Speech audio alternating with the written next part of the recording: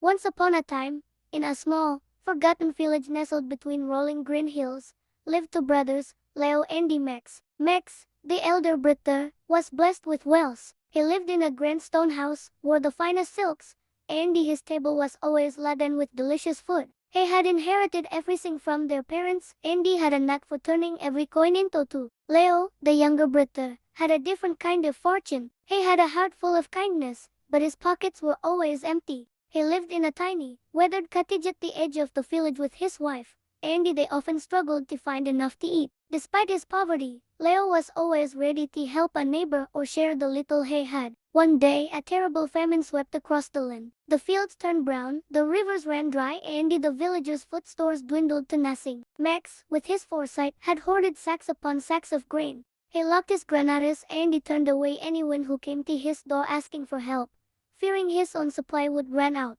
Leo, on the other hand, had only a small bag of flour left. His wife looked at him with worried eyes. "What will we do, Leo? This is all we have." Leo hugged her gently and he sighed. "Don't worry, we will share what we have. As long as we have each other, we will be alright." That evening, he baked small loaves of bread and he gave one to each of his starving neighbors, keeping only a tiny piece for himself and his wife. The villagers were moved by his generosity, even in his own time of need. As the days turned into weeks, the situation grew more desperate. One evening, as Leo sat outside his cottage, looking at the starry sky and praying for a miracle, an old man with a long white beard and kind eyes approached him. He was leaning heavily on a wooden staff and he looked weary from travel. "Good evening, young man," the old man sighed in a soft voice. "I am a traveler and I have lost my way. I am tired and hungry. Could you spare a place to rest and a morsel of food?" Leo's heart went out to the old traveler. Even though he and his wife had barely eaten,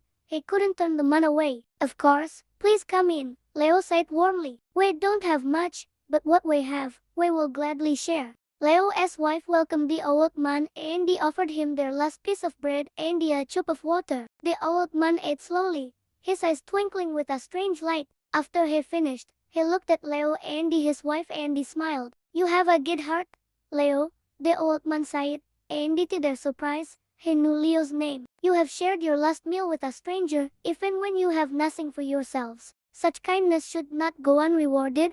The old man then reached into his simple cloth bag and he pulled out a small, ordinary-looking seed. "Take the seed," he sighed, placing it in Leo's palm. "Plant it in your garden, and your kindness will be returned to you 100-fold." With that, the old man stood up, bowed his head, and he walked out into the night, disappearing as mysteriously as he had appeared. Leo was puzzled but felt a strange sense of hope. The next morning, he planted the seed in the dry crackers of his small garden, just as the old man had instructed. To his astonishment, the moment he watered it, a tiny green sprout shot up from the ground. It grew and grew at an incredible speed. Within minutes, it became a magnificent tree, its branches laden not with leaves or ordinary fruit, but with shimmering gold and silver coins. Leo and his wife stared in disbelief. They were rich, but Leo hadn't forgotten the suffering of his fellow villagers. His first act was not to buy himself fine clothes or a bigger house. Instead, he took the coins from the tree and he bought wagon loads of food and supplies from a distant town where the famine hadn't reached. He distributed the food freely to everyone in the village,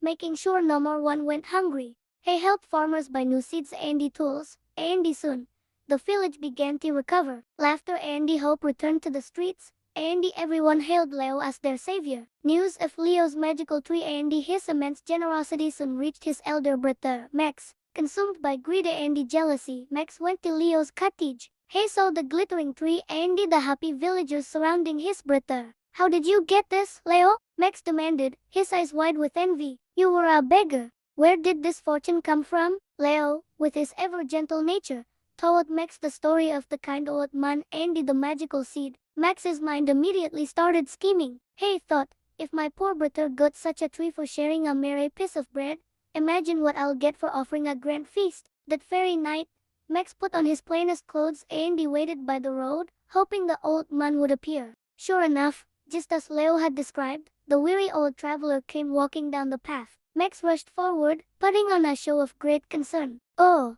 poor old man, you look so tired and hungry. Please, come to my house. It will give you the finest feast you have ever had." Max led the old man to his grand house. Andy served him a lavish meal with dozens of dishes. The old man ate in silence. When he was finished, Max sighed eagerly. I have given you my best food and drink. Surely, a kind act like this deserves a reward, doesn't it? The old man looked at Max, his eyes no more longer twinkling but filled with a deep sadness. Kindness from the heart is a treasure, he sighed softly. But kindness for the sake of reward is just a transaction. Still, the old man reached into his bag and he pulled out a seed, just like the one he had given Leo. He handed it to Max and he sighed, "Plant this, and you shall receive what you truly deserve." Max snatched the seed, his heart pounding with excitement. He barely thanked the old man before running to his garden to plant it. Just like with Leo, a tree sprouted and grew instantly. But this tree was different. Its branches were dark and thorny,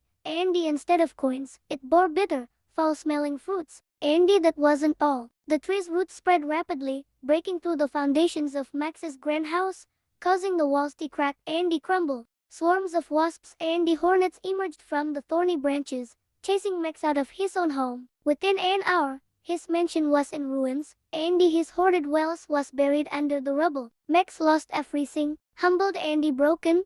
He had no more choice but to go to his younger brother for help. He expected Leo to mock him, to turn him away just as he had turned away so many others. But Leo was not like that. He saw his brother, destitute and ashamed, and he felt nothing but pity. He welcomed Max into his home, gave him food, and he treated him with the same kindness he showed everyone else. Living with Leo, Max saw firsthand what true wealth was. It wasn't in gold coins or grand houses, but in a generous heart and the love of the community. He learned his lesson and, over time, began to change, helping Leo in his efforts to rebuild the village. The two brothers, one rich in fortune and the other rich in spirit, finally worked together, making their village the most prosperous and the happiest in all the land. And so, the story of the two brothers became a legend, a reminder to all that true wealth is not what you have, but what you give. Thank you for listening. If you enjoyed this story, please like, share, and subscribe for more tales that teach and inspire. Good night.